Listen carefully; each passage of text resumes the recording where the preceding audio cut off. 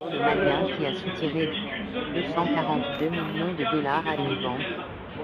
Un jour d'août 1995, un homme appelé Foutanga Babani Sissoko est entré dans le siège de la Banque islamique de Dubaï et a demandé un prêt pour acheter une voiture. Le directeur a accepté et Sissoko est invité à la maison pour le dîner. C'était le prélude, écrit Brigitte Schaeffer de la BBC, à l'un des tours de confiance les plus audacieux de tous les temps. Au cours du dîner, Sissoko a fait une réclamation surprenante. Il a dit au directeur de la banque, Mohamed Ayoub, qu'il avait des pouvoirs magiques. Avec ces pouvoirs, il pourrait prendre une somme d'argent et la doubler. Il a invité son ami émirati à revenir et à apporter de l'argent. La magie noire est condamnée par l'islam comme blasphématoire. Même ainsi, il y a toujours une croyance répandue, et Ayoub a été pris en charge par l'homme d'affaires coloré et mystérieux d'un village éloigné au Mali. Quand il arriva à la maison de Sissoko la prochaine fois, portant son argent, un homme fit irruption dans une pièce en disant qu'un esprit, un djinn, venait de l'attaquer. Il a averti Ayoub de ne pas irriter le djinn, de peur que son argent ne soit doublé. Alors Ayoub laissa son argent dans la chambre magique et attendit. Il a dit qu'il a vu des lumières et de la fumée. Il a entendu les voix des esprits. Puis il y avait le silence. L'argent avait en effet doublé. Ayoub était ravi et le cambriolage pouvait commencer. Il croyait que c'était Black Magic que M. Sissoko pourrait doubler l'argent, dit Alan Flynn, un avocat de Miami. La banque a demandé plus tard d'enquêter sur le crime. Donc, il enverrait de l'argent à M. Sissoko, l'argent de la banque, et il s'attendait à ce qu'il revienne au double du montant. Entre 1995 et 1998, Ayoub a fait 183 transferts dans les comptes de Sissoko dans le monde. Sissoko courait aussi de grosses factures de cartes de crédit dans les millions selon Phil qu'Ayoub allait régler en son nom. 1998, je vivais à Dubaï et j'ai entendu des rumeurs selon lesquelles la banque avait des problèmes. Quand un journal a rapporté que la banque avait des problèmes de trésorerie, des foules de gens se sont rassemblés dehors, attendant de retirer leur argent. Les autorités de Dubaï ont minimisé la crise. Ils l'ont qualifiée de petite difficulté qui n'a entraîné aucune perte financière, ni dans les investissements de la banque ni dans les comptes des déposants. Mais ce n'était pas vrai. Les propriétaires de la banque ont pris un énorme coup, ce qui n'était pas couvert par l'assurance, explique Phil. La banque a été sauvée parce que le gouvernement est intervenu pour aider, mais ils ont abandonné une grande partie de leurs capitaux propres dans la banque pour que cela se produise. Et était Foutanga Babani Sissoko. À ce moment-là, il était loin. L'une des beautés de son projet était qu'il n'avait pas besoin d'être à Dubaï pour continuer à recevoir l'argent. En novembre 1995, quelques semaines seulement après la mise en scène de Mohamed Ayoub, Sissoko a visité une autre banque à New York et a fait bien plus que d'ouvrir un compte. Il est entré chez Citibank un jour, sans rendez-vous, a rencontré un caissier et il a fini par l'épouser, explique Alan Phil.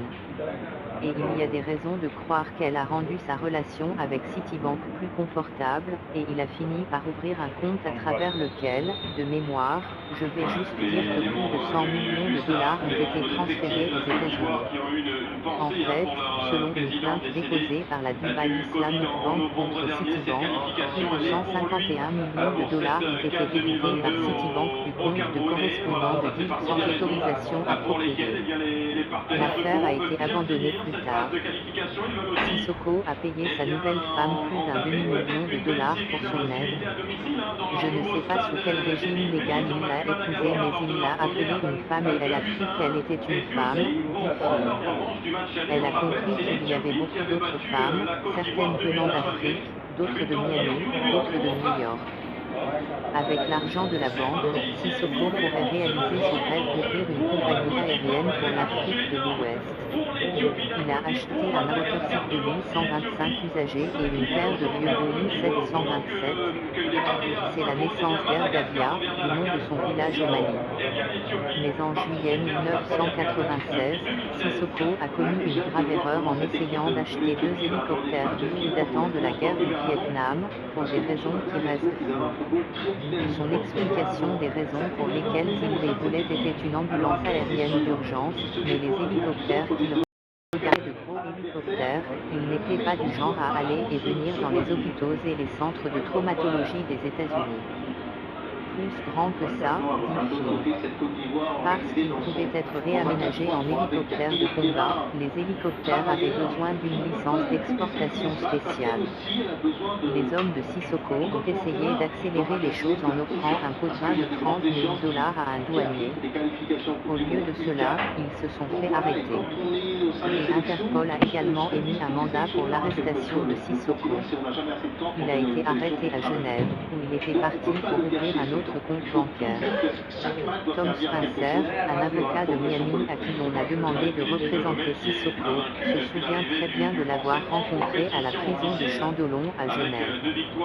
J'ai parlé avec le directeur de la prison, qui m'a demandé si Sissoko allait ou non aller aux États-Unis, dit Spencer.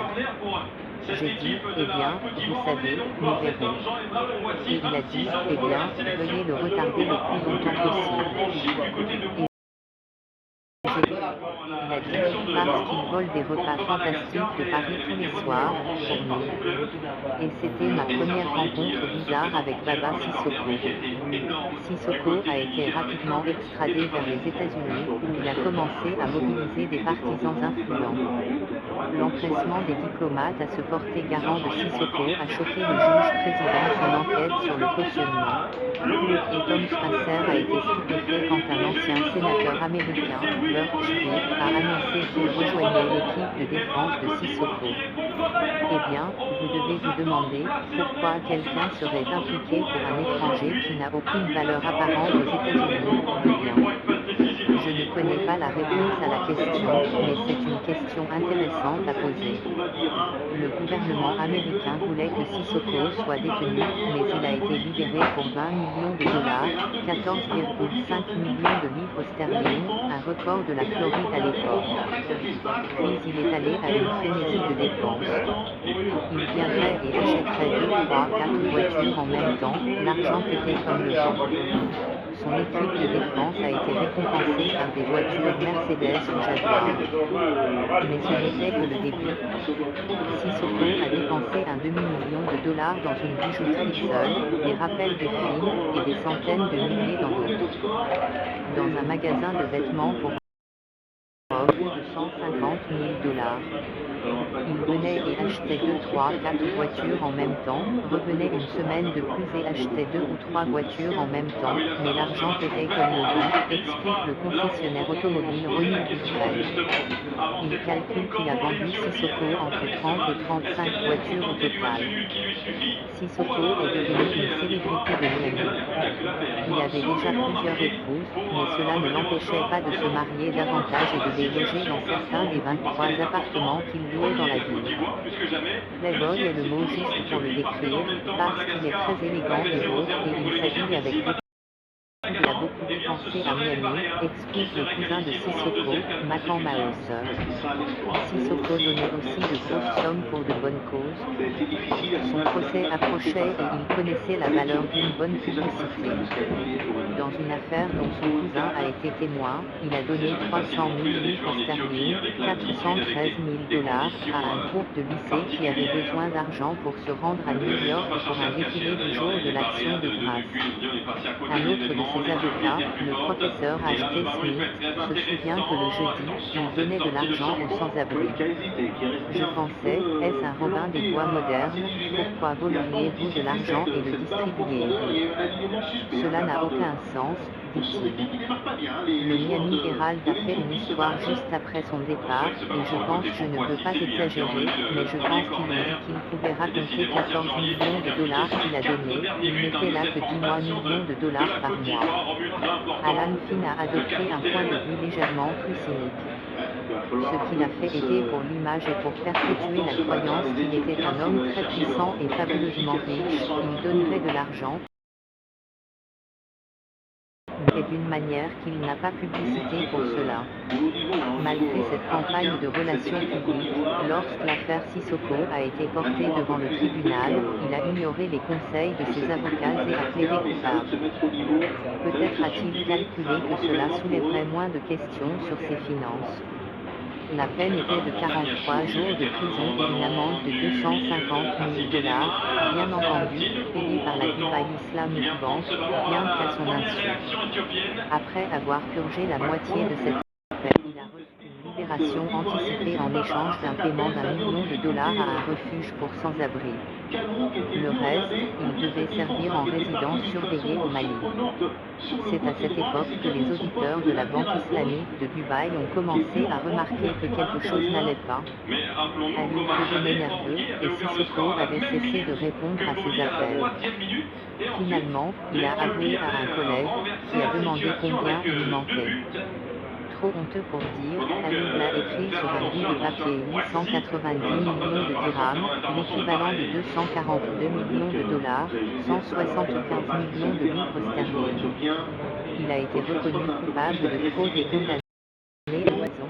Selon la rumeur, il a également été forcé de subir un exorcisme pour le guérir de sa croyance en la magie noire. Sissoko n'a jamais fait face à la justice. En son absence, un tribunal de Dubaï l'a condamné à 3 ans pour fraude et pratique de la magie. Interpol a émis un mandat d'arrêt et il reste un homme recherché. J'ai trouvé des transcriptions d'autres procès auxquels Sissoko n'a pas comparu, dont un à Paris. Son avocat a prétendu qu'il était un bouc émissaire pour les actions d'Ayoub et que l'argent de la banque était allé ailleurs, mais le tribunal ne l'a pas avalé et l'a déclaré coupable de blanchiment d'argent. Pendant 12 ans, entre 2002 et 2014, Sissoko était député au Mali, ce qui lui donnait l'immunité de poursuite. Depuis 4 ans, il n'est plus député, il a été protégé par le fait que le Mali n'a pas de traité d'extradition avec un autre pays. La Banque islamique de Dubaï, néanmoins, le poursuit toujours devant les tribunaux. Je me suis envolé vers la capitale du